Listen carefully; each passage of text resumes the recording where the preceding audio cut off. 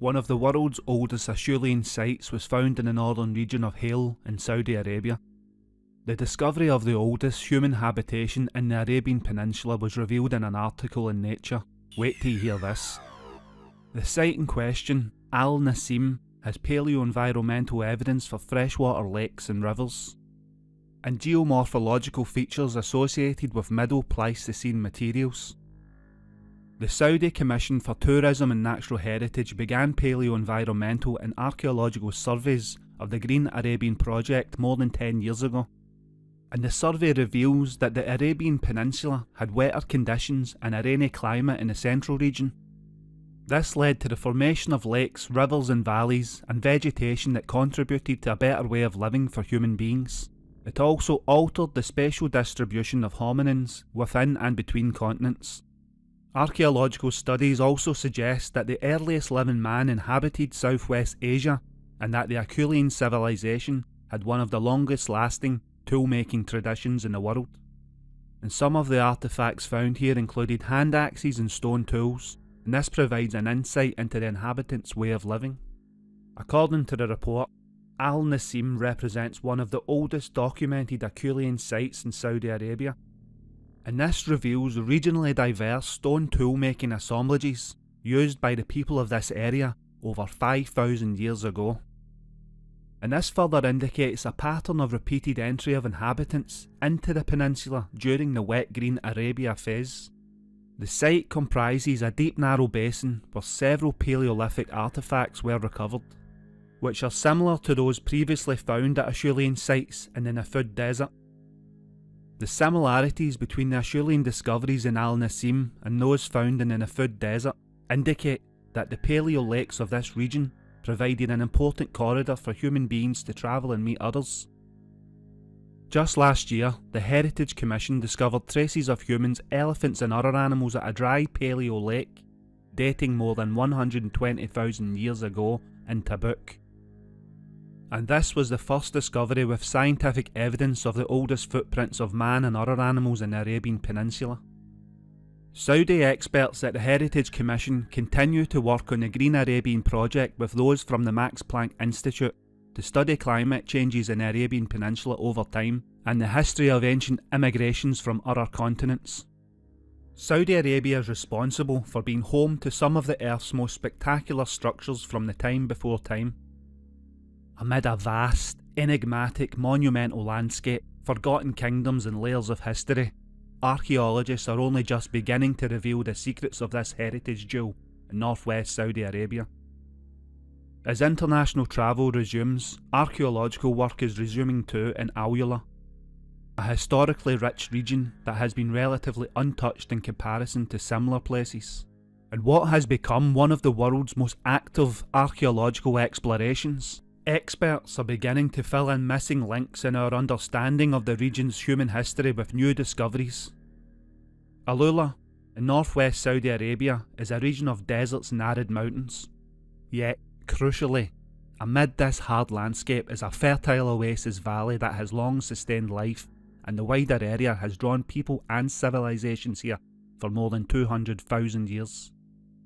As a result, while Al-Ula is best known for the Nabatean tombs of Hijra, Saudi Arabia's first UNESCO World Heritage Site, some 27,000 other archaeological sites have been identified within its borders, with more set to be discovered and recorded. Dr. Rebecca Foote, Director of Archaeology and Cultural Heritage Research at RCU, said about the place, she says, "Northwest Arabia has been often overlooked as a place of cultural and civilizational importance in and of itself. For many years its importance has been eclipsed by the nearby Fertile Crescent, Mesopotamia and Egypt, and the marine civilizations along the Red Sea. Al-Ula was seen as a region people just passed through.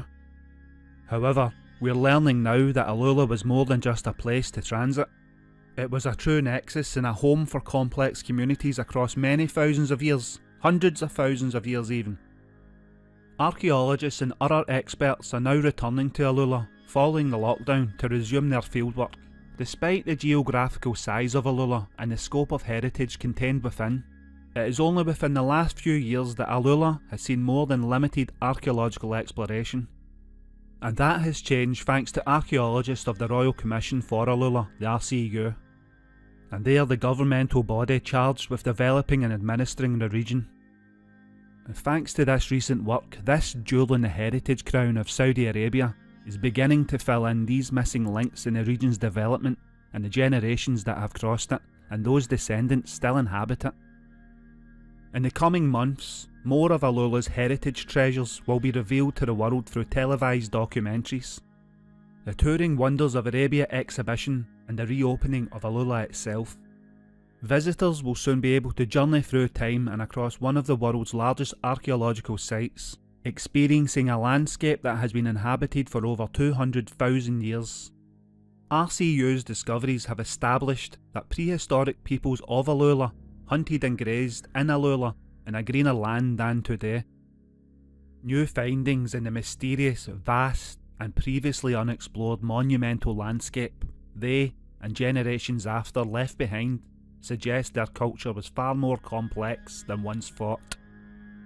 Using satellite imagery, aerial photography, ground survey and old-fashioned digging, archaeologists can now appreciate the sheer number of stone structures built in the late prehistoric period over 5,000 years ago across Alula's lowlands, uplands and Harat. The size, locations and number of these monuments point to a degree of community cooperation previously undetected, and evidence that some of these sites were used for ritual may change your view of these prehistoric people's interior life altogether. One of these structures, which seems to be one of the oldest, has been named Mustatil, which basically means rectangle in Arabic, some of which are hundreds of metres long. Another style of structure is referred to as the pendant. These usually feature a ringed cairn main burial with a tail of associated structures that resemble jewellery when viewed from the air, hence the name. Exact details of the use of these constructions remains elusive. The people of this time left behind no writing, only petroglyphs, and excavations have unearthed surprisingly few tools, pottery or other small items that might indicate their specific usage. The purpose of the pendants is unknown, possibly astronomical, possibly funerary, but with the graves having been disturbed long ago, probably only soon after the burials took place, the identities and significance of those who once lay there remains unknown, as does the purpose of the structures themselves. Who once lay here? Religious figures? Local leaders? Or were these structures simply reused at a later time? The bones found within the large main ringed burial moved out to the smaller structures with each new generation, and we may never know for sure what took place here, but the location of many of these funerary complexes on mountaintops overlooking the lands of Alula does suggest that the people interacting with and appreciating the world around them, perhaps these places were details of events witnessed in the sky. Could these be a documentation of what was seen? Planets in the solar system exchanging plasma, later used as a burial when the bombardment had long passed. By affording their ancestors such vaulted locations, they may have been appreciating the natural beauty of their home territories, not just a landscape through which they were passing, in the view of God in fact, the God that they once saw in the sky. For the Mustatils, the findings from the first excavations are currently being analysed, and this information is leading experts to believe that they held rituals for the people of Alula.